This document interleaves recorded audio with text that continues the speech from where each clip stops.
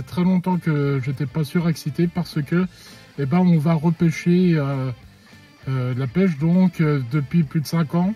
Depuis plus de 5 ans, j'attendais ça, donc on va suivre ensemble l'évolution de notre parcours de pêche.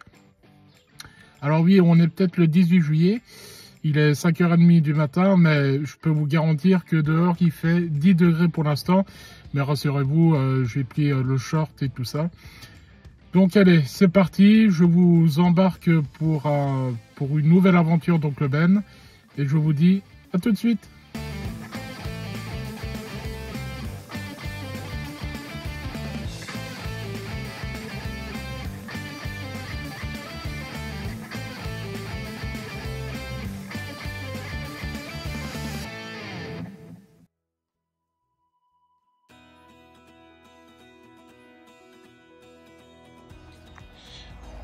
Coucou, donc me voici donc sur mon poste de pêche. Donc nous sommes non loin de Richicourt-le-Château, qui est assez connu pour ses magnifiques brèmes issues du canal, d'accord. Donc ici on est dans le canal de la Marne au Rhin, donc qui, comme le nom l'indique, relie la Marne au Rhin. Alors je vais vous présenter un peu mon matériel. Donc pour aujourd'hui, je vais utiliser une canne de 6 mètres. Ça sert à rien d'être trop loin non plus, parce que voilà, le canal est quand même assez étroit entre guillemets. Avec donc comme ligne un flotteur d'1,20 g avec un hameçon numéro 16 pour bien commencer. Il y aura sûrement des petites brèmes, donc des plaquettes, un dégorgeoir, l'ouvre-sac pour l'amorce, le sondeur, et si jamais je casse, un bas de ligne avec un hameçon numéro 14 et du 14 centièmes. Concernant l'amorce, alors, suivant comment que ça va pêcher, donc je vais commencer par de la Romix Gardon pour commencer à bien attirer les gardons. Ensuite, je mettrai du Brasem, d'accord. Donc c'est un additif liquide qui a une odeur de vanille. Ici, c'est ce qu'on appelle le Tracix, donc quand l'amorce va tomber dans l'eau, ça va faire un énorme panache de nuages. Donc d'où le mot Tracix. Alors pourquoi tout simplement parce que la brème est un poisson très curieux, et donc du coup la brème elle va être attirée par ce nuage, et puis voilà. Pour bien que ce soit une amorce de fond, donc je vais mettre un peu de rivière. Et pour les carpes et pour les brèmes de l'amorce carpe. Alors quand on dit amorce carpe, il y a beaucoup de similitudes entre l'amorce de la brème et de la carpe, parce que il y a du maïs dedans, et les deux en raffolent. Donc voilà, et puis au niveau des èches, ça va être des asticots multicolores qu'on va incorporer dans l'amorce. Alors mes amis, donc j'ai préparé l'amorce. Donc ça sent super bon, un peu genre pain d'épices vanille, avec des asticots. Maintenant, on va amorcer. Donc je vais faire des boules un peu plus consistantes. Donc le but vraiment, c'est que l'amorce arrive au fond et commence à travailler uniquement au fond. Puisque que ce soit la brème ou le gardon, enfin surtout la brème, c'est un poisson de fond. Donc pour vous montrer, donc on amorce comme ça, c'est comme à la pétanque, comme on dit. Voilà, donc l'amorce va descendre au fond, elle va un peu s'exploser, et d'ailleurs vous voyez déjà quelques bulles remonter à la surface. Ça, c'est signe que l'amorce travaille, et c'est un bon repère aussi pour savoir où pêcher. Donc voilà, je vais faire 5 boules d'amorce pour commencer, et puis après on va faire du rappel sans arrêt. Et voilà, donc on est prêt pour pêcher. On est prêt pour pêcher. Alors on accroche toujours les asticots par les yeux entre guillemets, parce que c'est là qu'ils sont le plus actifs. Et concernant la touche, donc il y aura plusieurs touches, plusieurs types de touches. soit le flotteur il va descendre, donc ça veut dire que le poisson mange l'asticot d'une seule traite, ou bien par effet de succion le bouchon va remonter. Donc ça c'est vraiment une touche typique de la brème, bien que souvent aussi voilà, le bouchon risque de couler, mais si le flotteur remonte, ça veut dire qu'on a un gros poisson et donc une belle brème. Donc je viens d'amorcer, ça commence un peu à chasser tout là-haut. Donc ça veut dire que le poisson est sur le coup, les carnassiers aussi malheureusement. Donc il n'y a plus qu'à pêcher et puis voilà.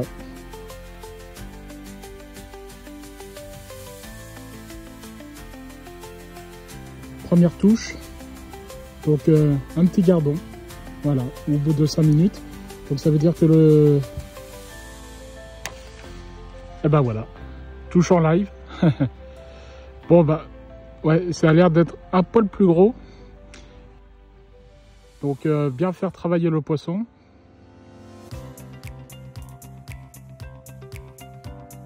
Ça tire un peu plus, je me demande si c'est pas déjà une plaquette ou bien si c'est un gros gardon. Je pense que c'est un gros gardon parce que vu... Alors attendez.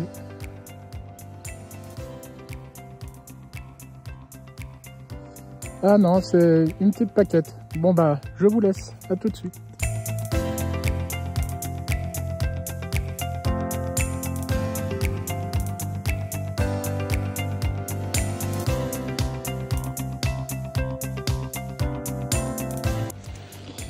Bon mes petits loulous, ben voilà, on est à peu près à la mi-session de la pêche, donc résultat plutôt positif, plutôt très positif même, quelques belles brèmes, quelques rotangles et tout ça.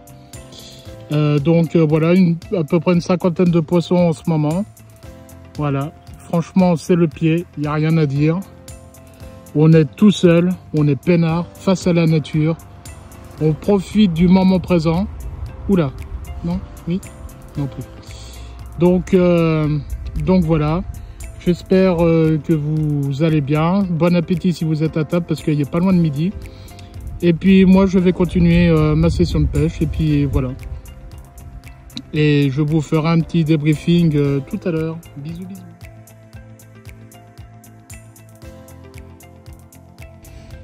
Alors mes chers amis, je ne sais pas si vous voyez, mais il y a une libellule sur mon flotteur.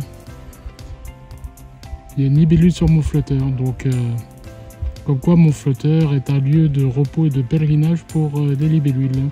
Attention, hop, elle est revenue. J'espère que ça ne va pas fausser les touches. Hein. Vous la voyez?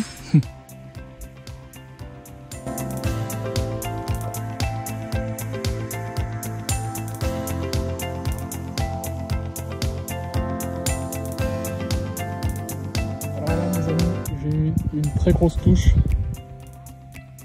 c'est une belle brème. Je peux vous dire que ça tire sur la canne, ça fait je dirais 2 minutes. Regardez-moi ça, waouh, elle est belle, elle est magnifique. Hop, ça tire, c'est normal, elle est aveuglée par la lumière, donc du coup elle essaye de retourner vers le bas. Regardez-moi ça. Wow, c'est magnifique. Hop, on va le revoir. Allez, il est temps de décrocher la bête.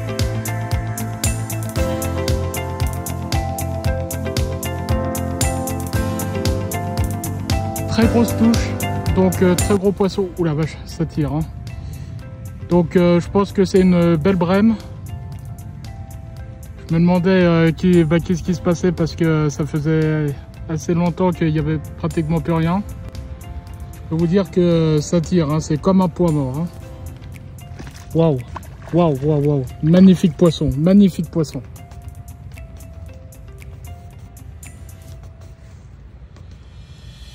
En tout cas, le sillon travaille très très bien. Waouh, elle est magnifique. Regardez-moi ça. doit faire au moins 50 cm facile. Bon allez, il faut que je la ramène. Hop.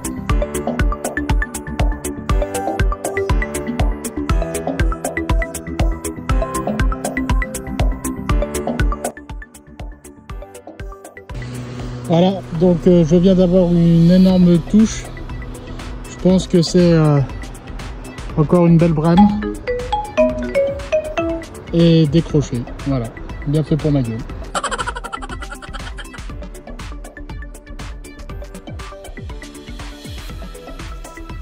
Très grosse touche encore une fois. Regardez-moi ça, le sillon, comment il travaille. Alors là, il y a beaucoup de coups de tête. Hein. Il est près de la surface. Ouais, c'est un magnifique poisson. C'est un magnifique poisson. Bon, je vais le décrocher.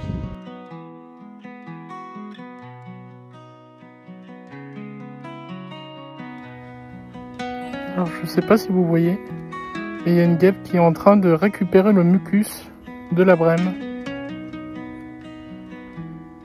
Hop, elle s'en va. Elle s'en va, donc voilà. Je sais pas si j'ai dû prendre quelques coups de soleil, mais voilà. Bon, et ben la brème de 50 a cassé mon bas de ligne, donc je vais rechanger de ligne et puis on va repêcher comme si c'était comme si de rien n'était passé. Voilà. J'ai une petite devinette pour vous. Savez-vous comment on reconnaît un blanc en été? Oui, parce que je suis blanc. Et coup de soleil. L'avantage, c'est que cette nuit, j'aurai pas besoin de couverture pour me réchauffer, étant donné que les coups de soleil vont me réchauffer eux-mêmes.